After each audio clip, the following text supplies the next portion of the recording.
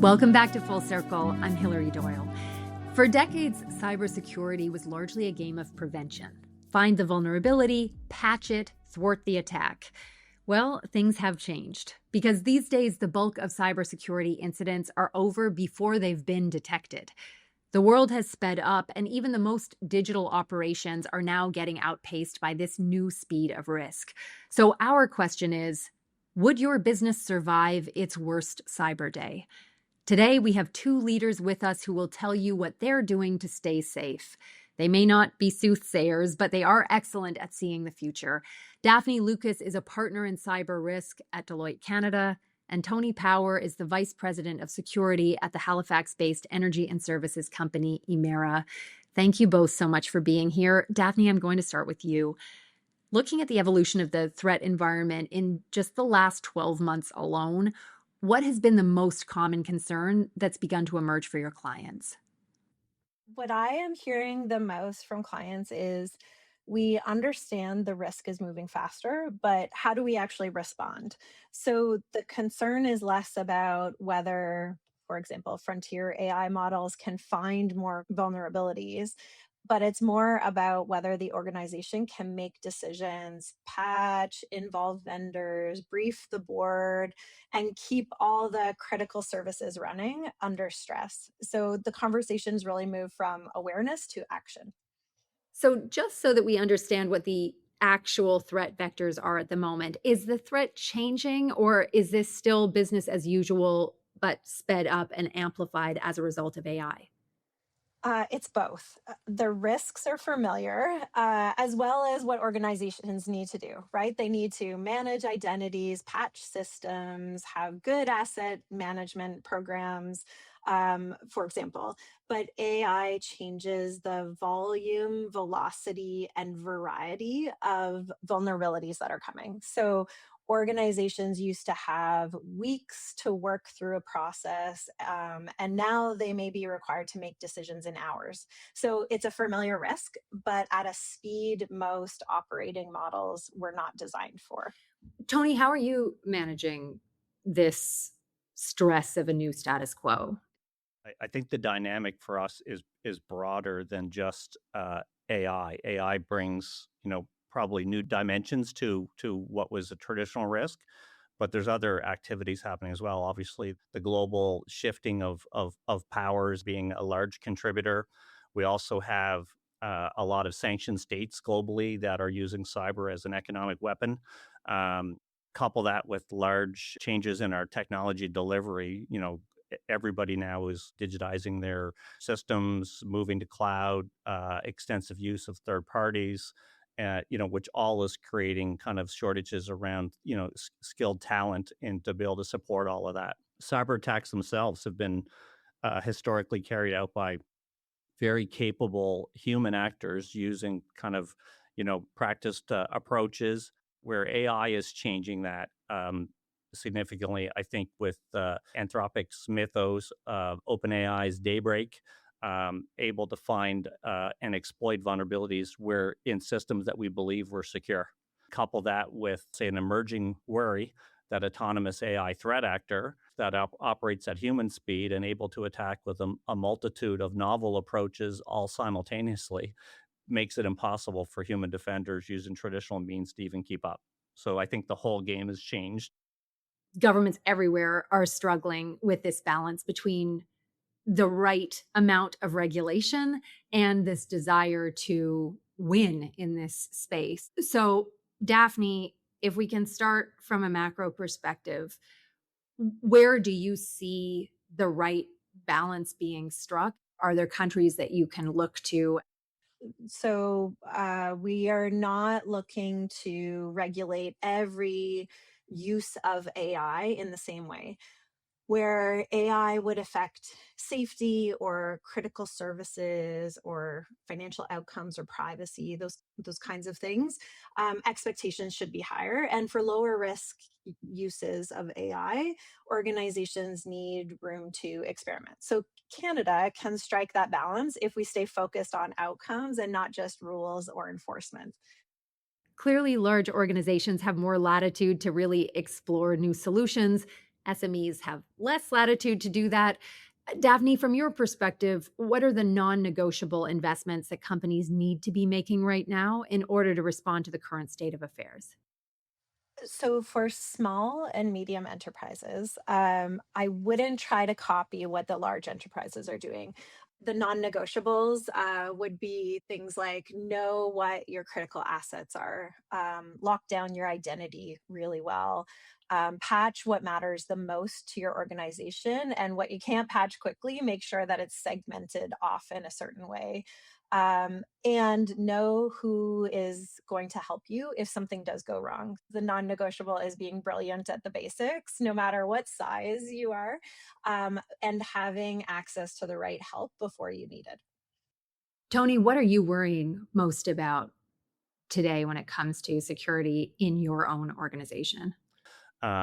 Critical infrastructure providers are largely regulated. We have audited cybersecurity programs, so there's a minimum level of compliance already in our business. But compliance as a focus is just insufficient. We really very much have to have a risk-based view, understand what our critical assets are. Have robust protections in place, strong detection and response capabilities, and then overlay that with resilience and tested business continuity disaster recovery plans. They always have been fundamentally critical. I do worry about small and medium businesses, though. Largely, they're not as informed on the specific risks. And if you don't understand the risks, you may not understand what's fundamental to your business. And certainly, you may struggle with how do I protect it? Emera has been operating critical infrastructure for over 100 years. What might we learn from legacy companies like yours about how to keep pace with this changing risk environment? For us, so we have strong separation between our core operations and our enterprise or IT operations. Separation is very distinct. That isolation protects those environments. In Nova Scotia Power, one of our companies recently went through a cyber event, and very early on, we separated our energy operations from our IT operations, and that whole environment, was isolated and able to continue to serve our customers, even though other parts of the business were significantly impacted. Daphne, does the idea of isolating operations and even taking a business offline in the event of a security crisis, is that becoming a common protocol? Yeah, so absolutely. Organizations who have a what we call an operational technology environment, they're used to that concept of disconnecting the information technology environment from the operational technology environment, and operating them independently if needed during an incident. um, but outside of organizations that have this operational technology environment, the concept of network segmentation is becoming more and more important, meaning maybe you're not going to completely disconnect different parts of your organization, but you know that if an event were to affect a certain system or service, that it then cannot spread to other parts of your critical services that you offer. So I think we can learn a lot from the energy sector and how do they do this, and then how can we minimize the blast radius, is what we say, to make sure that if an incident happens, it's not going to affect the entire organization, but we have some natural segments, or where we've created some barriers within our organization that we're containing the incident. Tony, when you're looking to kind of gauge the success of your response protocols, are there capabilities, metrics, behaviors that tell you your organization is getting this right? Absolutely. In fact, building your program effectively, your lens is your own perspective around what that might mean or look like, and that of your expert providers who provide kind of the design advice. How well you implement it largely falls to your teams, and there's trade-offs made every day in how businesses operate their programs. So I think the most mature organizations would test that, bring in expert third parties to assess the maturity of your controls, the capability, how well they're defined, how well you're operating your governance, but also the full program. What used to be regular pen testing, basically bringing in an expert to come break down your walls and find the holes, is now starting to emerge almost as a continuous need. Your ability to be resilient under attack is now become much more critical. And historically speaking, a lot of businesses didn't even realize they had an incident until after it was over. So you're really almost, the cows are out of the barn, per se, before you're actually reacting, and it's largely at that point in time a cleanup exercise, not a preventive exercise. At this point, what is the reasonable role for AI in detection and response? As these new AI models, start to become, more and more capable, we're going to have to be able to do that detection and response and adjustments, with our own autonomous AI models to basically protect the business. Lots of people across, big industries now that are testing capabilities, trying to mature up that area. But it will be an emerging discipline for us that we'll have to stay close attention to, and maybe make some technology decisions that we have to abandon in a short while because there's a better capability that's now emerged shortly thereafter, which becomes very difficult for regulated companies like ourselves, where investment is usually like on a 5-year horizon. It needs to be approved by our regulators before we implement it. And now, if we have to make decisions, to protect the business, with some level of urgency, that mechanism doesn't help us well in the moment. Daphne, are you seeing the regulators in Canada moving quickly enough? Canada has never been the fastest at adopting regulations. We usually look to other countries and see what they're doing and learn from them, and then we figure out how to address it in Canada. Now, there are pros and cons to that. We're also not heavily an enforcement-driven regulatory country. So I think in terms of moving fast enough, I don't think that organizations can wait for the regulation. They need to be making decisions about how to protect themselves. They need the evidence, like Tony was saying, to show that they're doing the right things. They need to be clear on who can make decisions and when they can make decisions. And all of that will be helpful as the regulations kind of formalize in Canada. But organizations shouldn't be waiting for regulation in order to determine what they do next, or how to adopt AI safely and how to protect their organizations and make them resilient.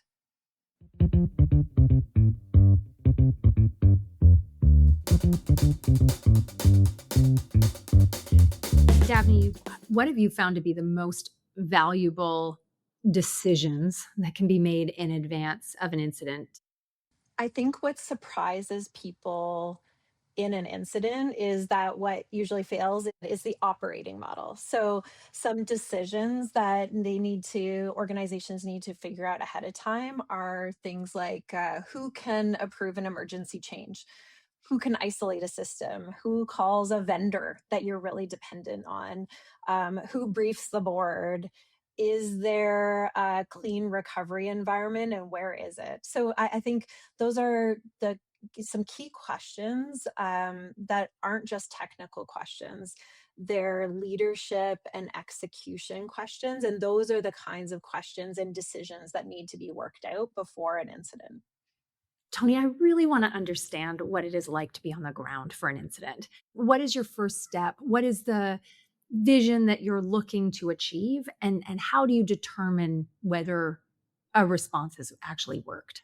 I don't know if you can actually really state it in words easily enough that people can kind of grasp. And I think of a Mike Tyson quote: "As everyone shows up to a fight ready until you get punched in the nose." So if you've never been through a major cyber event before, you should prepare as much as you can, to survive that. And you need to be absolutely clear around what the roles and responsibilities and the information flow is at various points through that. But it's a marathon, and so you need to think about, how are you going to sustain that effort, for months potentially. Would you give us an example of the type of micro decisions you're wrestling with? I'd say emerging right now, especially with frontier AI, is your ability at the your business and into your fundamental systems to understand what normal looks like. When there's millions and billions of pieces of data moving around your business, and to be able to spot something that's out of sorts or an anomaly now requires the absolute best capability, and fully implemented in your business to see what's happening and be able to react at wire speed to those things. And that means that you have to be very thoughtful around what you're rolling out from a tooling perspective, who's going to do what from a technical perspective, what rules you're going to put in place for these machines to respond to an anomaly. So let's say someone clicks on something on the internet and it triggers an event on your systems, that we'd like to isolate that machine almost immediately. That's a decision we would make around what the right action is to take on something that we're unsure about. The problem with that kind of approach is maybe the system was a bit wrong around whether or not that was a legitimate action, and now all of a sudden we've impacted the user. How much tolerance do we have in our business for impacting end users in an effort to prevent a cyber event? And that's going to become a dominant consideration for us as we go forward, because ultimately you'd like it to nip everything in the bud. The problem with doing that is you're going to be taking the business offline on a regular basis, and what's the right trade-off there? We're going to be really looking to our expert partners to help us kind of shape what those decisions are, and that learning will evolve, I suspect, in the next couple of years. I'm curious, Daphne, how you're counseling your clients to approach their investment decisions in sort of the near to medium term. So I'm encouraging our cyber leaders to invest where they can show risk reduction. So starting with things that reduce really your exposure to be exploited, making sure that your privileged identity is well managed. So the identities that have the access to the most critical services, you're managing that very carefully. That you have phishing resistant multi-factor authentication in place everywhere, that your crown jewels and really the systems and data that is critical to your operations are in some kind of inventory and they're prioritized for patching. So those investment areas are going to be no regret moves, right? You need to make sure that if a threat actor gets into your environment, that the incident response processes are well tested, that they cover a variety of scenarios, as we said. I would be cautious about spending more in areas where it's just going to create more findings. If an organization can't already validate, prioritize, remediate what it already knows. So why would you be spending more on just finding more and more gaps versus spending in the areas where you know it's going to pay off the most if there's an incident? What is your message to organizations that are taking a wait and see approach? Organizations need to start somewhere. They need to get familiarity with how AI works, where they can use it to get more coverage or more capacity and a better understanding of how to secure it. So, investing in some key areas that are going to really protect your business and make it more resilient is key, and starting to use AI so that you learn more about how to protect it. Moving from investment then to data, Tony, what is one key metric that leaders should be paying attention to when it comes to measuring the success of their response protocols? AI capabilities have already surpassed, kind of the human threat actor capabilities, and it's going to trend worse and worse and worse over time. So given that direction, you almost have to look at your program and say, am I doing absolutely everything possible? How exposed am I? I need to take maybe new steps that I've never taken before to mitigate that risk. I'm going to probably take some steps around. People still say defense in depth, but I probably will focus on my perimeter a little bit here for the next little while to make sure how I touch the internet, how I interact with the internet is itself minimized. And when I say minimized, it's like, how many systems do we have with internet exposure? how many end users do we have who can do whatever they want on the internet? How many systems, how many sites are they visiting? What kind of emails are they downloading with what kind of attachments? All of that matters. It's like, how much are you participating in a modern internet environment, which we've been doing probably now for almost 30 years? How much of that do you now need to start to peel back, you know, until these risks are managed? And managed largely means what's the mature tooling, what's the capability that you need to have in place, and have you actually put it in place in a complete enough manner that you can now participate fully? And I kind of see this as almost a transition phase of the next few years. We're probably going to have to invest significantly in maturing up the business. But what do you do in the interim? If you've got 3 years of risk in a very hot risk environment, I think the sensible decision would be to disconnect a little bit, or a little bit more than we have, as one of the steps that we take. Tony Power, Daphne Lucas, thank you so much for maturing our understanding of the current reality.